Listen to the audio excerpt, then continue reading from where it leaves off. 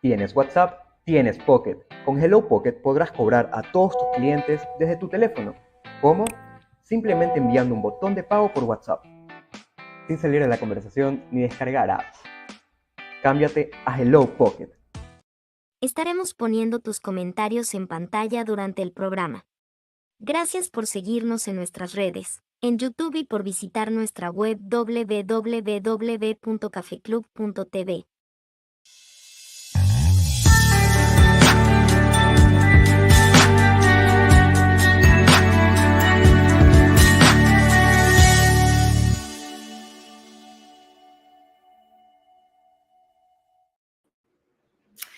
Hola a todos, ¿cómo están? Saludándolos como siempre. Mi nombre es Sonia Valverde, aquí desde Talks en Café Club TV, y hoy día es un día súper especial porque primero es el primer programa de enero de nosotros. Imagínense, el primer programa de este 2024. ¡Yay!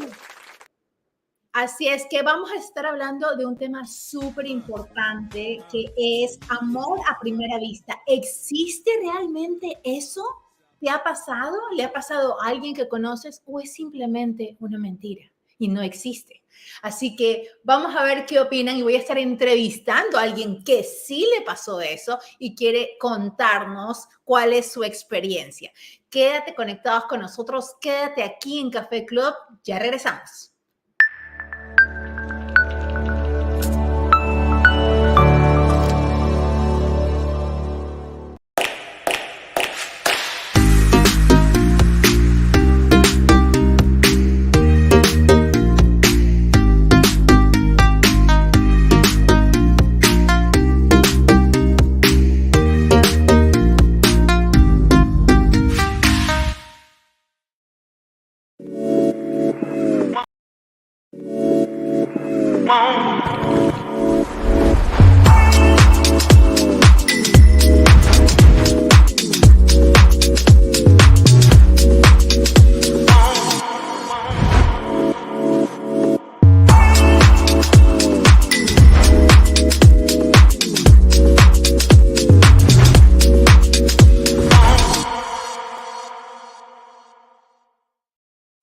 Cinemark presenta Los Antiguos.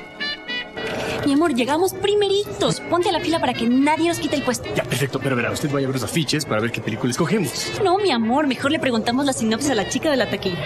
Es una genia. No seas antiguo, actualízate. Compra tus boletos y snacks en nuestra web cinemark.com.es o descargando la app. Preventas, estrenos, carteleras, promociones y más. Aprovecha nuestros beneficios online. Más fácil, más rápido y con el 50% de descuento en boletos de lunes a viernes. Cinemark, lo mejor que le pudo pasar al cine. Aplican restricciones.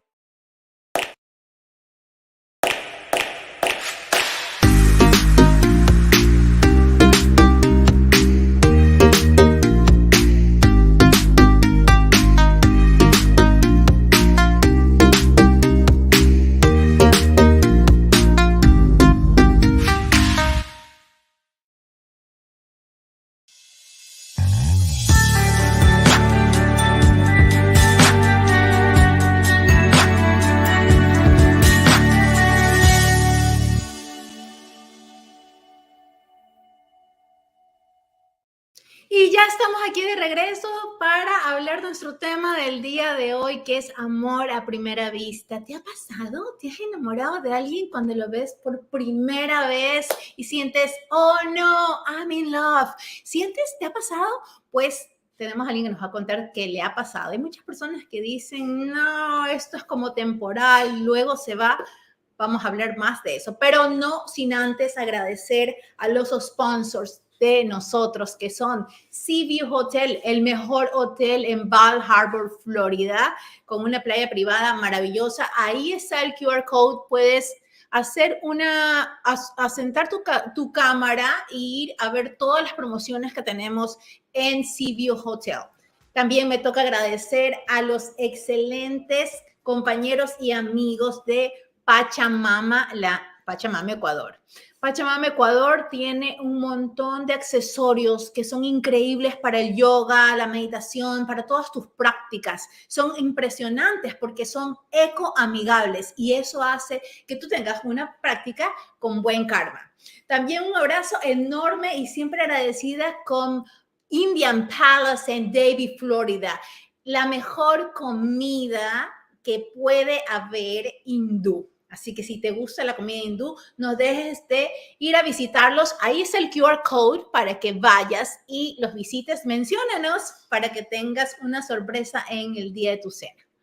Y por supuesto, no falta nuestra querida Arts Yoga University. Este espacio en el que, como puedes ver, mira cómo se pusieron las cosas. Me da mucha pena lo que está pasando en Ecuador. Hay muchas cosas pasando en muchas partes del mundo en que la gente no puede salir. Pero si tú tienes una certificación internacional como es la de yoga, la de mindfulness, la de meditación, la de Ayurveda, tú puedes enseñar online. El mundo está abierto para ti online. Por lo tanto, la certificación la estudias online y luego puedes dar clases online. Es maravilloso, es una oportunidad increíble, te abre las puertas de otras partes. Y con esto también me une a Chopra Center y el Nutrition Institute, que son esas escuelas en las que yo estudié y que si ya estudiaste en la mía, puedes ir y dar ese salto cuántico para estudiar con Deepak Chopra y con un montón de maestros increíbles para aprender mucho más. Recuerda, si vas a estudiar algo, estudia con los mejores, no con cualquiera. Bien, a lo que vinimos, y le voy a preguntar al productor que está detrás en pantalla si él cree en el amor a primera vista. Cuéntenos, producción. ¿Usted cree en el amor a la primera vista? El amor a primera vista. ¿Qué significa esa risa? ¿Significa qué? ¿Que no? ¿O que sí? Muy bien. Mucha gente dice que eso es algo muy temporal. Los expertos dicen que el amor es mucho más profundo, mucho más duradero. Mucha gente dice que puede ser que estás infatuado con una persona y nada más en ese momento. Mucha gente solamente lo ve en las películas. Pero adivina qué, la mejor respuesta que les puedo dar es que el amor al final, a primera vista, o no, algo que debe significar que cada persona haga lo que le gusta y sea quien quiere ser. ¿Ok? Ahora, si realmente existe para que veas a una persona y dices, ¿sabes qué? Esa es esa la persona y lo puedas sentir, te tiene que haber sucedido. Tiene que haberle pasado a alguien para poder realmente decir que eso es algo que funciona. Entonces, quiero preguntarle a ustedes que están ahí conectados, que me manden un mensajito y me cuenten, ¿qué piensan?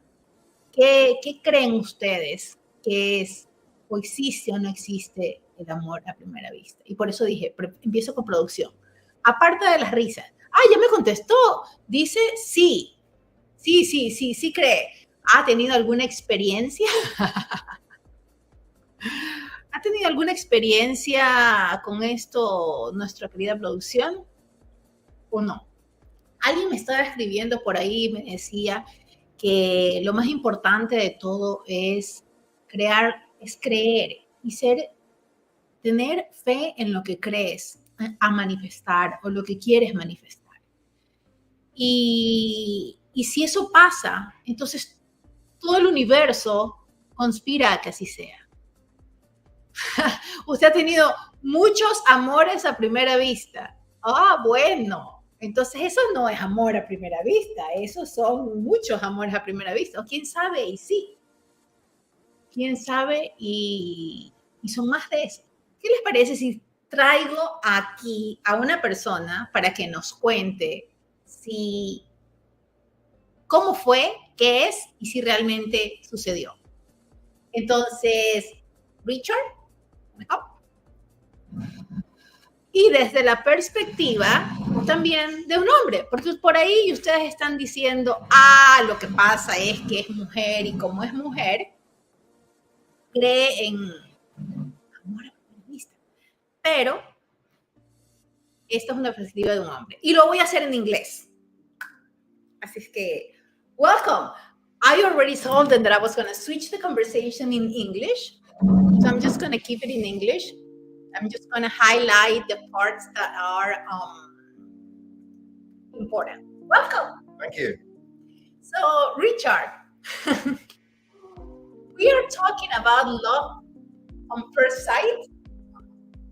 And we invited you to give us your point of view as a man, and because you have a story that you said you have it, correct? Something similar, right? So I think that your experiences of life kind of guide you to identify what you believe are the good things that you're looking for, and the bad experiences you kind of take with you and decide that you don't want those again. So for me, it's the person I think, is out there. I'm a romantic, so I believe that the person out there is for me. I just need to be patient and navigate my pathway. And the person I'm looking for is going to stand out like a shining star above everyone else, high in the sky. She is going to be there. And I think for me, that's the differentiation. So based on all my experiences, I'm going to see and meet people, and they're going to be the same, and they're going to be the same, or they're going to be this, or they're going to be that. And then all of a sudden you meet the one that just stands out like a shining star, that has the key qualities, the characteristics, the actions, and the inner goodness to stand out completely different from everyone else. And so basically, did you have the experience? I think, I've had the experience of identifying somebody that is completely different and above and better than everyone else, based on my expectations, my standards, my criteria, I suppose. What I think is the right person for me. Okay, so how do you think people can differentiate? What's the difference between maybe you are like, I don't know, like you love so much the idea of something, and how do you get confused? How do you know that what you're seeing and when you're feeling is right? I think that's part of your navigation, your experience. I think when you're younger, you might tend to fall in love a little easier because your expectations and your knowledge is maybe not so profound as it is when you are older. When you're older, you have a little more experience, there's the saying, once bitten, twice shy. So you kind of, you have an experience of something that you don't like. There's maybe just four typical personality types of people, and you latch on to those that you think are valuable and those that aren't. So you tend to migrate. There's a saying, birds of a feather flock together. And I think you stay away from the people. You see them coming a mile away. I don't know about you, but if I see a person that I have identified before, characteristics, I can pretty much say, hey, you're in this area, you're that type of person. I get that. I'm okay with who you are, but you're just not the right person for me, or, I don't need to be in your space. or you're projecting negative aura towards me that I don't really need in my life. So I will wish you the best in your life, but I'm not going to involve you in my life. So the producer was typing his point of view, and he said that he has many love on a first sight. What is your comments about that? Can you have many? Well, yeah, of course you can, because each love on first sight might be driven by something else. It might be lust. It might be beauty. It might be that you're on the rebound, Mr. Producer. It might be, that there's a certain characteristic that these people have that you are really attracted to. But then it's just the polishing, the finished parts of that person's characteristics that either decide whether the love at first sight is going to be your soulmate, or whether you're just going to fall in love, and then a bit like a flower, it's going to blossom and bloom, and then the petals are going to fall off. Richard is on my team, so he thinks you have many love on the first sight. Is that true? I don't think I have many love at the first sight. I have a lot of attractions on the first sight, for sure, right? It's about deciding whether it's love or whether it's lust, whether it's physical attraction, whether it's cognitive attraction. I mean, you can be attracted to somebody's inner self. There can be beautiful people on the inside that you work with or that you meet that don't necessarily have the same attraction as somebody that you're just looking at their outer facade, their physical side, their spiritual side. I mean, I'm not going to lie. I think the spiritual connection is really important too. So I think there's many different characteristics that we're drawn to. The producer, is just identifying all of those characteristics that he likes. And hopefully one day, my friend, you will find someone that puts it all together for you, right? Okay, so saying that, Richard is a soccer coach, right? You're a coach. I want to lead people and get them to a place they can't get on their own. And spiritual. Yeah. So from your point of view, spiritual way, what is love? There's a song that says that, right? What is love? Love is whatever it needs to be for you.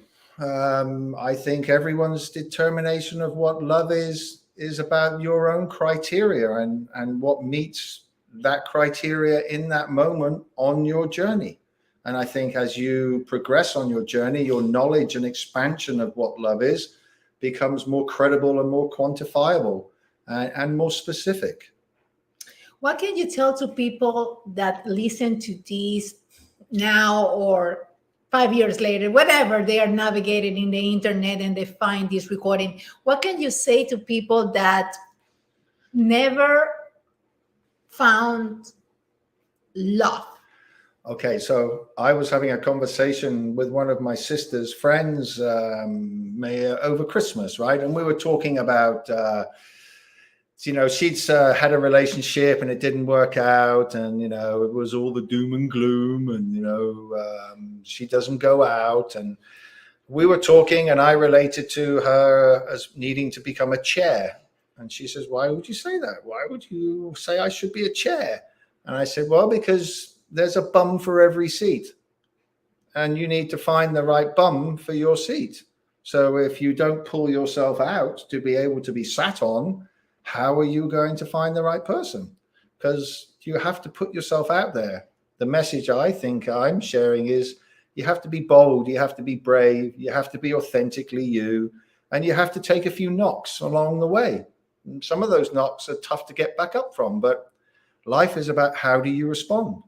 And the more positively you respond, the more you want to lead yourself to where you want to get to, you will find that person on that pathway.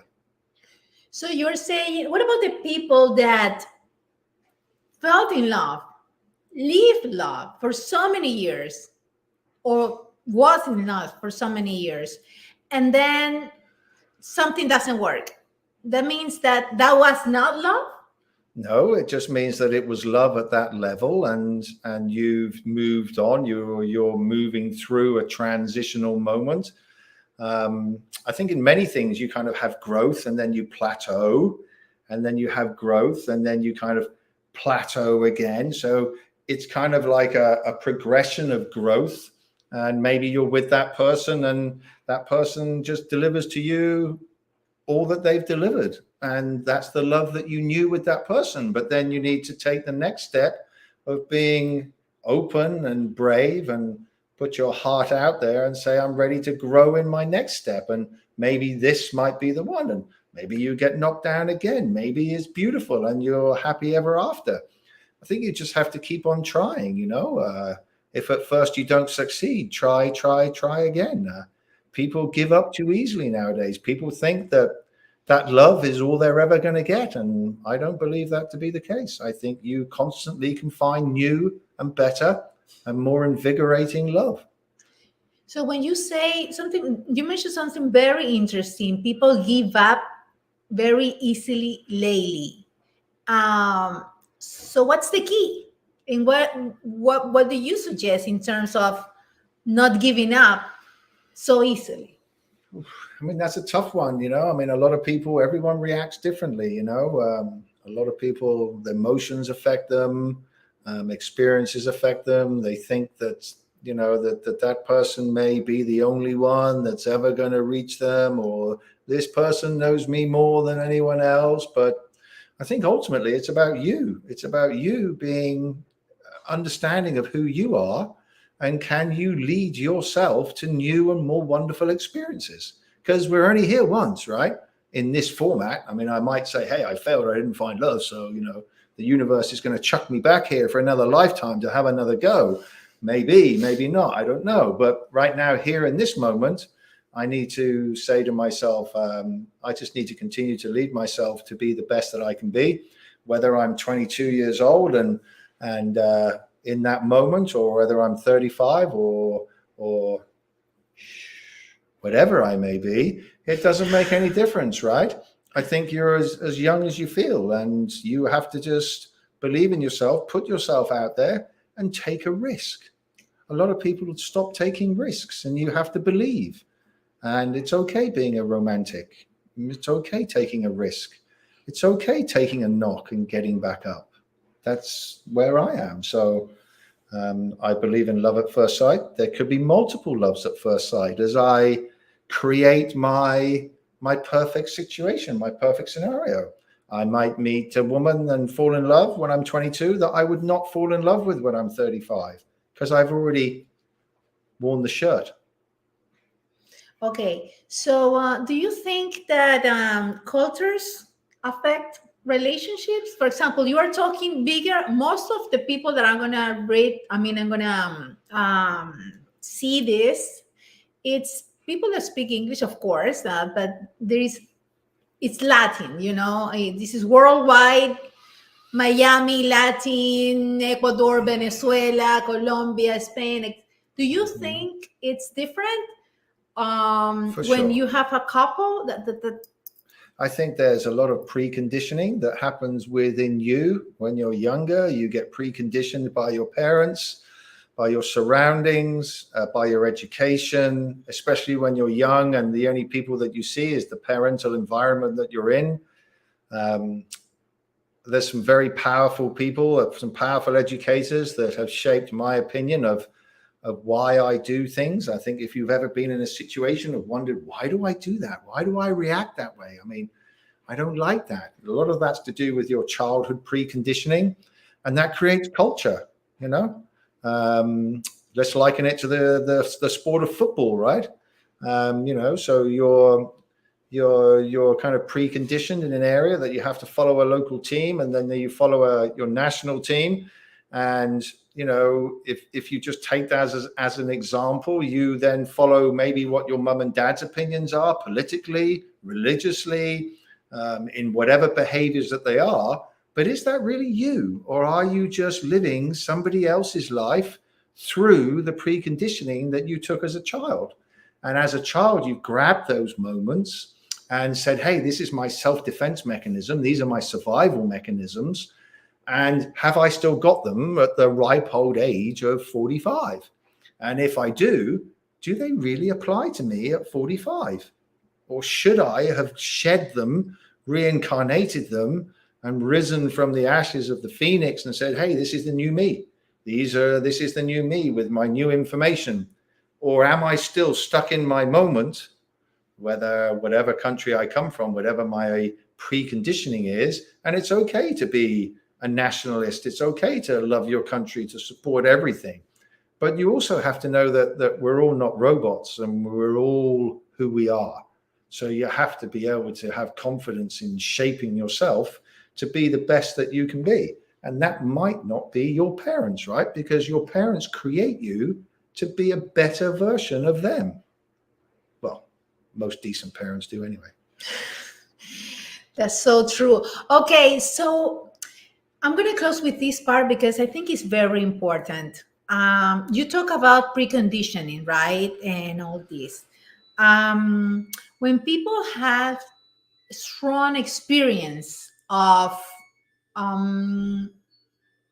being exposed to stressful situations, constant fight and flight response because of the environment that you are, and do want to apply what you're saying, be positive, believe, feel better. However, for example, right now, I just learned that Ecuador is going to, the president just told everybody, just like COVID, nobody can get out of their houses after 5 p.m. All the militaries are on the streets. The bands are going inside the TV channels, the regular ones, the ones that go not on digital, like here, like the big channels, and talking to people and making them to be scared. So they're going through stuff like that, and we have been, because I say we, because I'm Ecuadorian, gone through so much of that scary thing. Do you think it's easy, or what will be the way to trust, to go to that state and beautiful way that you talk about love and put yourself out there and believe, create your path, manifest? I mean, how do you put those two pieces together to people that really live on fight and flight constantly? It's, the environment that you're in allows you to maybe have to become a chameleon in certain situations. So, you have to adapt to your environment and you have to be able to survive. So if there's propaganda, if there's people forcing information upon you, you survive that moment. You do what you have to do. We're resilient people, right? We're human beings. We've survived many, many, many things, many more wars, many tragedies, many everything. And we constantly bounce back and survive. And I think the recognition is that this is a survival moment. It might not be a growth expansion moment. So where am I in this moment of my life?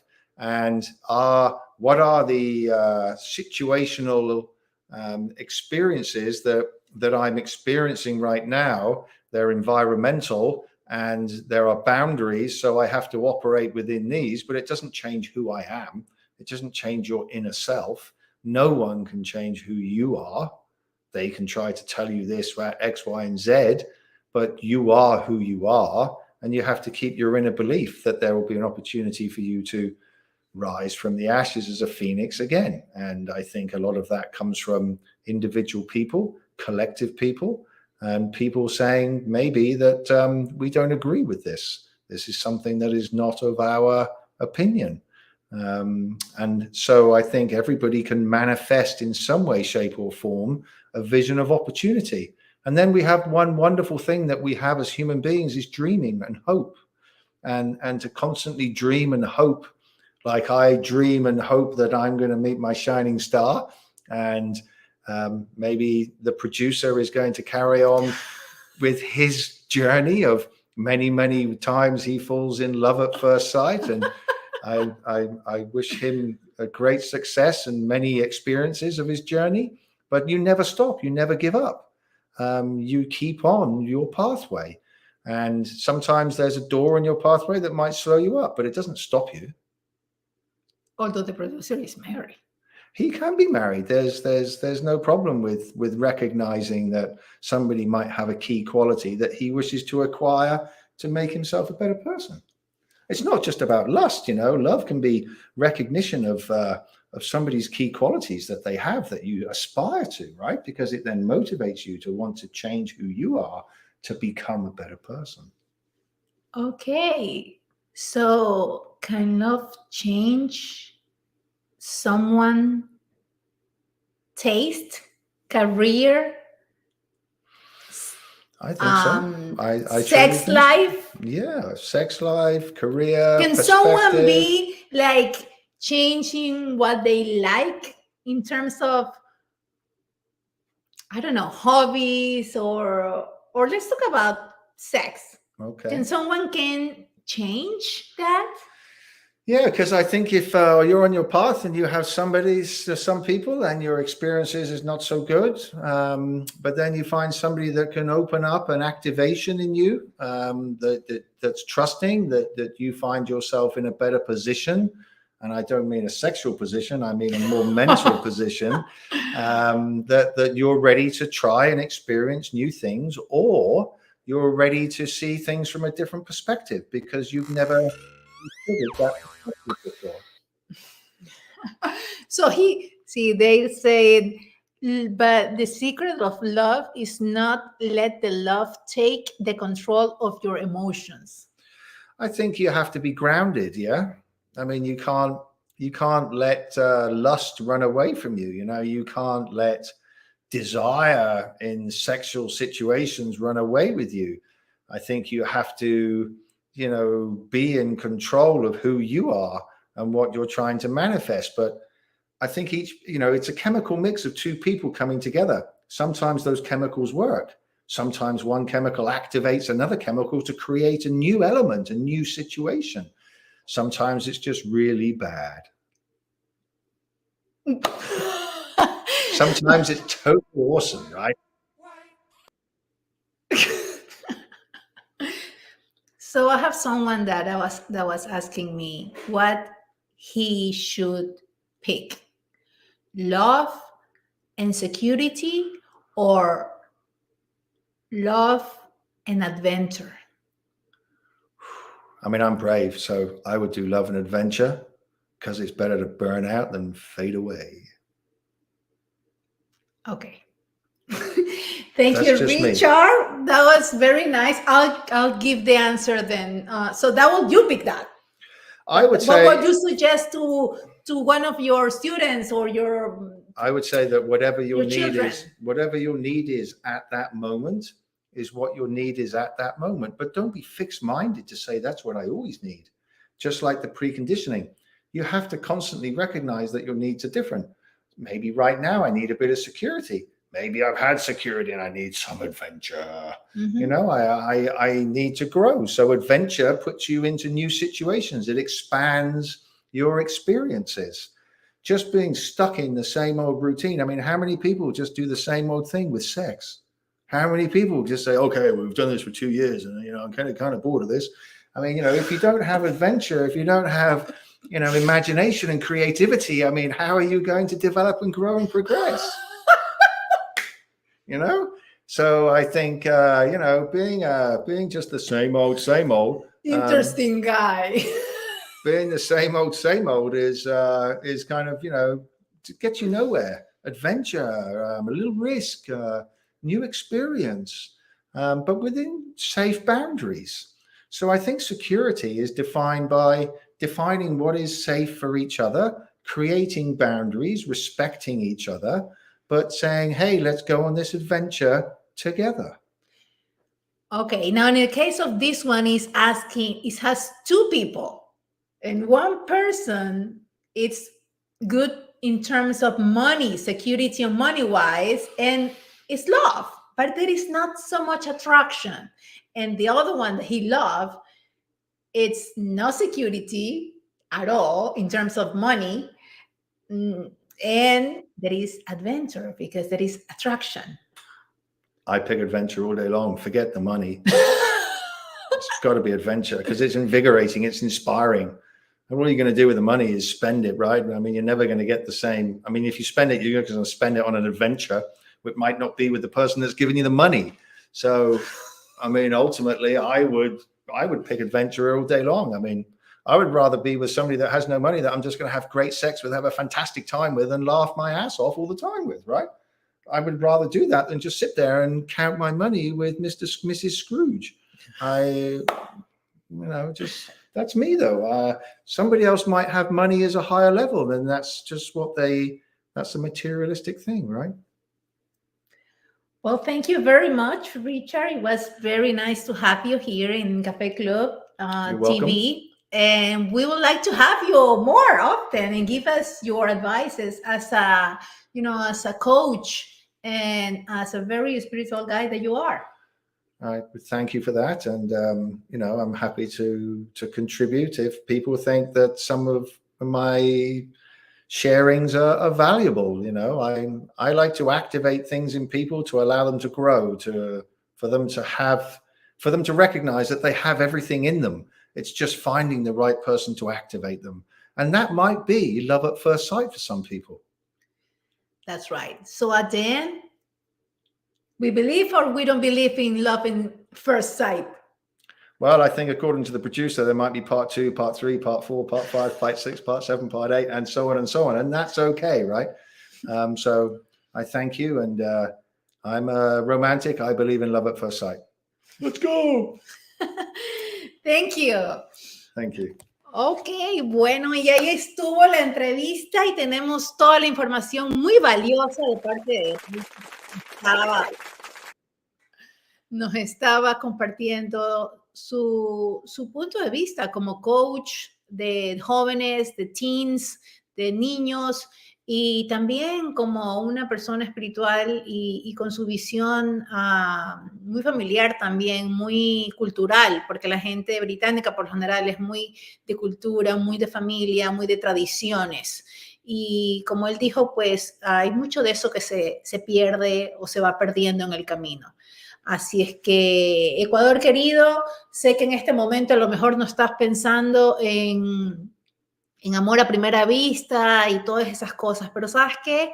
Sí piensa en eso y piensa en cosas lindas, porque pensar en cosas malas, en momentos malos, no te ayuda para nada, no sirve, no suma, si acaso resta. Entonces, ya saben, visítenos aquí en Home Talks, conversaciones cortas de alta vibración que tienen que ser compartidas. Hasta siempre.